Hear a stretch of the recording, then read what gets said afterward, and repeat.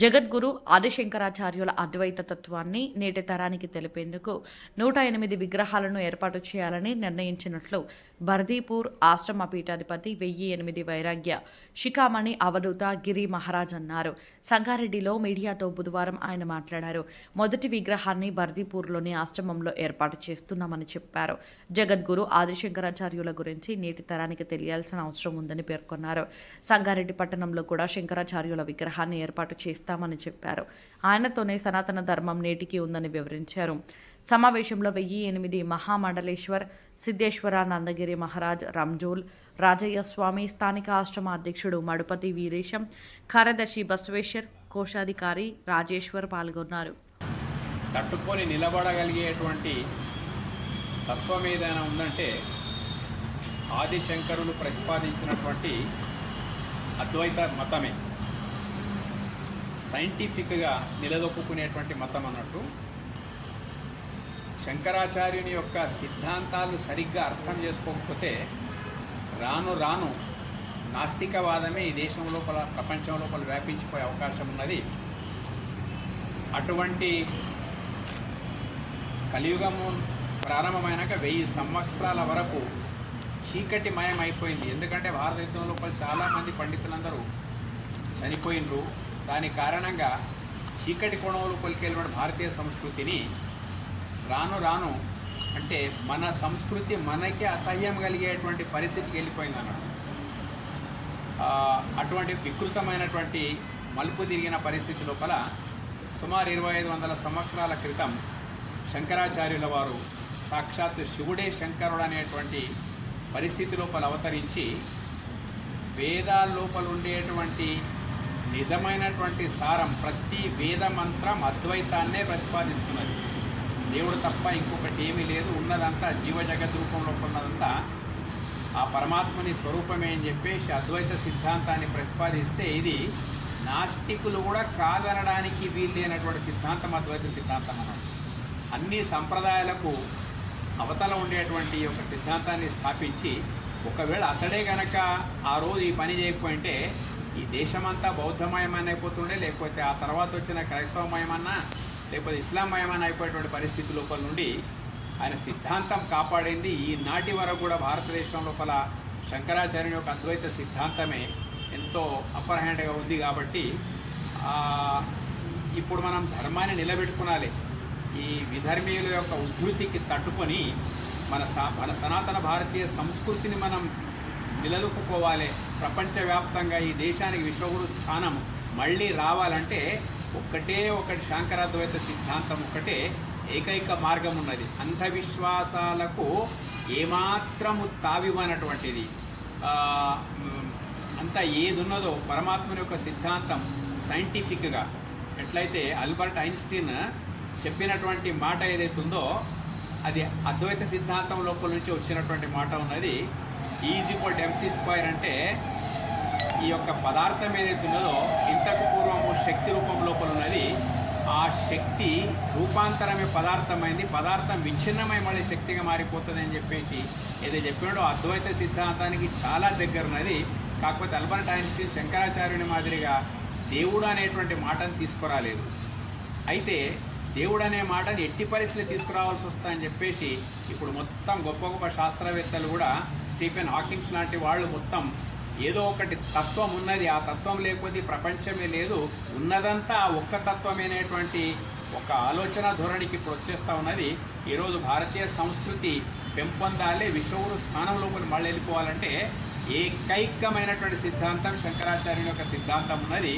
అలాంటి సిద్ధాంతకర్తని, అలాంటి మహాగురువు యొక్క విగ్రహాలు మొత్తము చాలా స్థలాల లోపల బర్దీపూర్ సంస్థానం తరఫు నుంచి అవధూతగిరి మహారాజ్, సిద్ధేశ్వరానందగిరి మహారాజ్ వీళ్ళిద్దరు కలిసి కనీసం ఒక 108 విగ్రహాలన్నా ఈ దేశం లోపల స్థాపన కావాలి. ఎటువంటి విగ్రహాలన్నీ స్థాపన అయిపోతున్నాయి ఈ దేశం లోపల. కానీ ఈ ధర్మాన్ని నిలబెట్టినటువంటి భారతీయ సంస్కృతికి వెన్నెముక లాంటి శంకరాచార్యుని యొక్క విగ్రహాలు చాలా తక్కువ ఉన్నాయి. అందున మా సిద్ధేశ్వరానందగిరి మహారాజ్ అయితే శంకరాద్వైత సిద్ధాంతం మీదనే డాక్టరేట్ తీసుకున్నాడు అన్నాడు.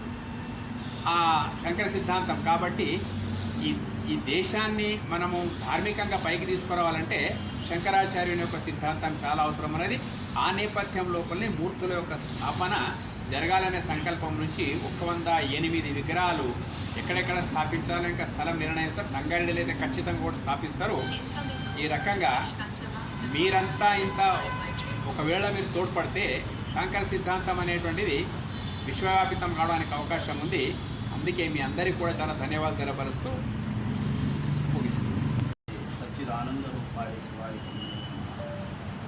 సదాశివ సమారంభాం శంకరాచార్య మధ్యమాం అస్మదాచార్య పర్యంతాం వందే గురుపరంపరాం శ్రీపదం శుభదాకారం ప్రదీపం నివాసినం కల్పవృక్ష సమం శాంతం శ్రీ శ్రీ దత్తగిరి మహారాజు ఆశ్రమం నంబర్ 8 గిరిపురి భారతీ సరస్వతి తీర్థ యతేంద్ర సాగర ఆశ్రమ వన అనేటటువంటి దశనామ ఆశ్రమాల్లో శంకరాచార్యుల వారు స్థాపించినటువంటి ముఖ్యమైనటువంటి ఆశ్రమాల్లో ఒక గిరి పరంపర ఉంటుంది. ఈ గిరి పరంపరకు చెందినటువంటిదే శ్రీ దత్తగిరి మహారాజ్ ఆశ్రమం. అది జూన్ అఖాడ ఉంది. మనకు జూన్ అఖాడకు ఆశ్రమానికి సంబంధం ఉంటుంది. అయితే ఆది శంకరాచార్యుల వారు ఆయన ఒక జన్మ ఎందుకు వచ్చింది అని అంటే కాలడి గ్రామంలో ఆయన ఆర్యాంబ శివగురు అనేటటువంటి పుణ్య దంపతులకు ఆయన జన్మ స్వీకరించడం జరిగింది. ఆయనకు శంకర విజయం అనేటటువంటి ఆయన గ్రంథంలో ఆయన యొక్క జన్మరాశాలు చెప్పడం జరిగింది. అయితే ఆయన క్రీస్తు పూర్వము జన్మించినట్టుగా మనకు కొన్ని గ్రంథాలు ప్రవచరిస్తున్నాయి. అదే 5వ శతాబ్దంలో ఆయన జన్మ తీసుకున్నటువంటి కొన్ని గ్రంథాలు మనకు చెప్తున్నాయి. ఏదేమైనా ఆయన పుట్టినప్పుడు ఉండేటటువంటి పరిస్థితి మన భారతదేశంలో ఇక వైదిక పరంపర ఏదైతే ఉందో, మన సనాతన ధర్మం ఏదైతే ఉందో దానికి చాలా కష్ట పరిస్థితిలో ఉంది. క్లిష్టమైనటువంటి పరిస్థితిలో ఉన్నప్పుడు ఆయన జన్మ స్వీకరించడం జరిగింది, జన్మ రావడం జరిగింది. ఆయనకు సాక్షాత్తు శివుడే ఆదిశంకరులుగా జన్మించినట్టుగా మనకు ఆయన చరిత్ర చెప్తుంది. కాబట్టి ఆ చిన్నతనంలోనే ఆయన పుట్టినప్పుడే తండ్రి చనిపోతాడు, తండ్రి ఉండడు. అయితే తల్లి యొక్క పెంపకంలో పెరుగుతారు. ఆయన చిన్నగా ఉన్నప్పుడే 8 సంవత్సరాలకే వేదాధ్యయనం చేస్తారు. అంత గొప్ప ఏకాగ్రత కలిగినటువంటి శంకరాచార్యులు ఈ భారతదేశం నిండా ఏదైతే వైదిక పద్ధతి ఏదైతే ఉందో అది మడుగంటే సమయంలో ఆయన ఉద్భవించి అద్వైత మతాన్ని ఒకటి ఏర్పాటు చేశారు. అద్వైతం అంటే ఏమిటంటే పరమాత్ముడు అనేటటువంటి వాడు సర్వంతర్యామి, పరమాత్ముడు అన్ని చోట్ల ఉన్నాడు, ఆ పరమాత్ముని చైతన్య శక్తి నీలో ఉంది అని చెప్పినటువంటి వ్యక్తి శంకరాచార్యులు. ఆ చిన్నగా ఉన్నప్పుడే ఆయన భిక్షాటనకి వెళ్ళినప్పుడు ఒక పేద వాళ్ళ దగ్గరికి వెళ్ళేసి అమ్మ దగ్గర భిక్షాంతి అంటే ఆయన ఉపాసన చేసి ఒక్క ఉసిరికాయ మాత్రమే ఉంది ఆ తల్లి దగ్గర.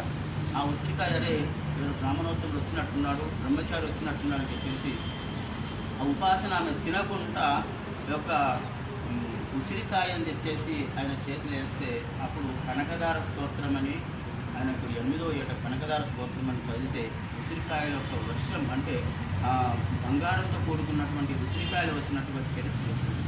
అలాంటి గొప్పనైనటువంటి వాడు ఈ భారతదేశాన్ని రక్షించాలి, భారతీయ సంస్కృతిని కాపాడాలి అంటే జ్ఞానం కావాలి, మూఢనమ్మకాలు ఉండొద్దు అని మూఢనమ్మకాల పైన ఆయన నిషేధించి ఆయన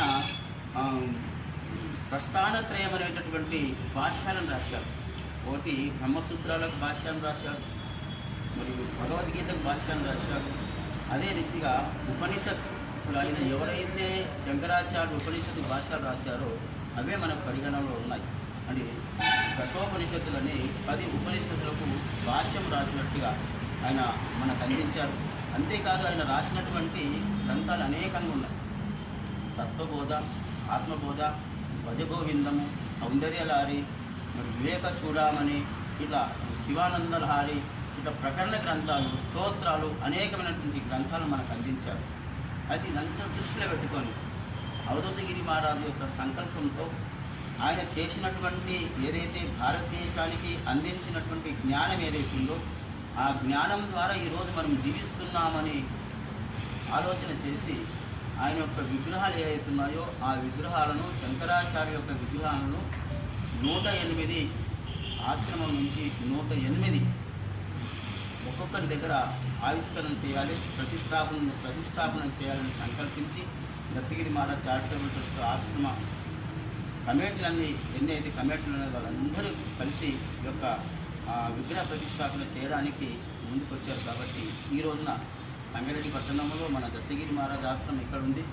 ఇక్కడి వాళ్ళు అందరూ కలిసి ఇక్కడ ఒక విగ్రహ ప్రతిష్టాపన చేయాలి. ప్రతి ఒక్కరు ఎక్కడైతే మందిరం ఉందో అని ఎందుకు అంటే పరమాత్ముడు మీలో ఉన్నాడు అని చెప్పాడు. ఆయన కాశీ పట్టణంలో చిన్న దృష్టాంతం చెప్తాను. ఎలా అంటే కాశీ జగద్గురు శంకరాచార్యులకు శాస్త్ర నమస్కారం చేస్తూ ఈరోజు కులాలు మతాలు అనేటట్లాంటివి చాలా పీడిస్తున్నాయి మనకు. ఈ కులాలు మతాలు పీడించే టైం లోపల ఆ రోజు జగద్గురు శంకరాచార్యులు చేసే అద్వైత సాంప్రదాయం కంటే ఏకంలో అనేకం, అనేకంలో ఏకం అన్నాడు. ఒక్క దేవుని లోపల 100 రకాలు కనపడుతున్నారు, 100 మతాలు ఉన్నారు. మళ్ళీ అన్నీ కలిస్తే మళ్ళీ ఒకటే అవుతుంది కనుక అందు గురించి ఏకంలో అనేకమైనవి, అనేకంలో ఏకమున్నదని అద్వైత సాంప్రదాయాన్ని స్థాపించినటువంటి వ్యక్తి ఎవరుందంటే అది జగద్గురు శంకరాచార్యులు మాత్రం ఉన్నటువంటిది. అటువంటిది ఇది జగద్గురు శంకరాచార్యులు ఒక కులానికి మతానికి సంబంధించినటువంటి ప్రచారం చేయలేరు. ప్రతి ఒక్క మనిషికి ఒక గురువు ఉన్నాడు, ఒక ఇంటికి ఒక గురువు ఉన్నాడు, కులంకి ఒక గురువు ఉన్నాడు, మతంకి ఒక గురువు ఉన్నాడు. కానీ జగద్గురులు ఏముంది, జగద్గురు అనేటట్లాంటిది కేవలం మానవ ధర్మానికి గురువు ఉన్నట్లాంటి ఎవరంటే జగద్గురు శంకరాచార్యులు మాత్రం ఉన్నట్లాంటిది. అటువంటి ఆ సాంప్రదాయంలో దత్తగిరి మహారాజు గారు చాలా గొప్ప సత్పురుషులు, దిగంబరులు. మనము దిగంబరు అంటే కుంభమేళ లోపల మనం చూసినాం, కొన్ని లక్షల మంది దిగంబరులు కనపడ్డారు, కోట్ల జనాభా కనపడ్డారు. ఈ కోట్ల జనాభా ఎక్కడి నుంచి వచ్చారు, ఏ అడ్రస్ నుంచి వచ్చిండ్రో, ఏ అడ్రస్ పోయినరో అడ్రస్కి వచ్చేసిండ్రు. కానీ ఈ దిగంబరులు ఏ అడ్రస్ నుంచి వచ్చిండ్రో, ఎక్కడ పోయిన ఇప్పటి వరకు వాళ్ళ అడ్రస్ లేదు. అంటే వాళ్ళకు ఉత్సాహ మరణం అనేటట్లాంటి ఉంటుంది. ఇంకా అటువంటి అఖాడలను స్థాపించినటువంటి ఎవరుందంటే అది జగద్గురు శంకరాచార్యులు మాత్రం. అటువంటిది భారతదేశం లోపల కులానికి మతాలకు ఉన్నటువంటి గురువుల ఫోటోలు కానీ విగ్రహాలు కానీ ఎన్నెన్నో రోడ్ల మీద మనకు కనపడుతుంటాయి. కానీ జగద్గురు అంటే ఈ ఇల్లు కట్టినామంటే ఇల్లు పునాది రాయి కనపడలేదు, మీద మాత్రం కనపడుతుంది, మీది రాళ్ళు కనపడుతుంది. అట్లాంటిది ఇది పునాది రాయిలకు ఉన్నటువంటి కానీ ఇప్పటి వరకు ప్రచారం రావాలనంటే మన మిట్టి పల్లెలో స్ఫూర్తి కేంద్రం వాళ్ళు జగద్గురు చేసినటువంటి ప్రచారం చేస్తూ కొన్ని వేల ఒక బుక్స్లు ప్రింటింగ్ చేసుకుంటా వాళ్ళ కొన్ని వందల విగ్రహాలు స్థాపన చేసినప్పుడు దాన్ని చూసినప్పుడు జ్ఞాపక శక్తి వచ్చేసి జగద్గురు చేశారు కదా అని చెప్పేసి మనకందరికీ వాళ్ళు తోడ్పడుతున్న వ్యవహారంకు. అందుగురించి ఈ జగద్గురు శంకరాచార్య విగ్రహాలను దత్తగిరి మహారాజు ఈ అఖాడ లోపల ఉన్నటువంటి దాంట్లో ఆయన మొట్టమొదలు దీక్ష కార్యక్రమం తీసుకున్నటువంటిది సుమారుగా 80-90 సంవత్సరాల క్రితం స్వామీజీ గారి దీక్ష కార్యక్రమం అనేటువంటిది. ఆ పరంపరలో వచ్చినటువంటి దాంట్లో ఈ రోజులలో ఈ మహాకుంభమేళ లోపల మహామండలేశ్వర సిద్ధేశ్వర స్వామీజీ గారికి మహామండలేశ్వర అంటే ఒక మినిస్టర్ అంటే సెంట్రల్ మినిస్టర్ పోస్ట్ లాంటిది ఆ యొక్క అఖాడలు.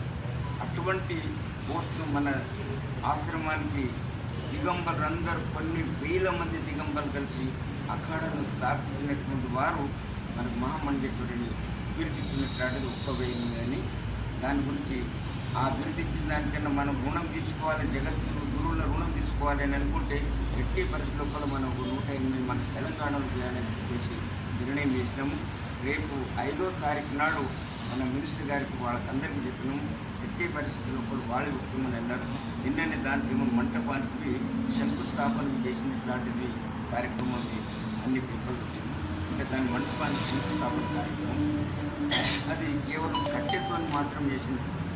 గంధం కట్టెలు ఒక ప్రసాద రూపకం గంధం కట్టెలు కానీ లేక మనకున్నటువంటి సాగవాన్ కట్టెతోటి ఆ మంటపాన్ని నిర్మాణం చేసి ఆ జగద్గురు శంకరాచార్య 5వ తారీఖు నాడు 12 గంటలకు అది శంకుస్థాపన కార్యక్రమం, విగ్రహ ప్రతిష్ఠ కార్యక్రమం కనుక ఈ కార్యక్రమాన్ని సద్భక్తులందరూ పాల్గొని ఆ కార్యక్రమాన్ని దిగ్విజయం చేయాలని ప్రార్థన చేస్తూ అవధూత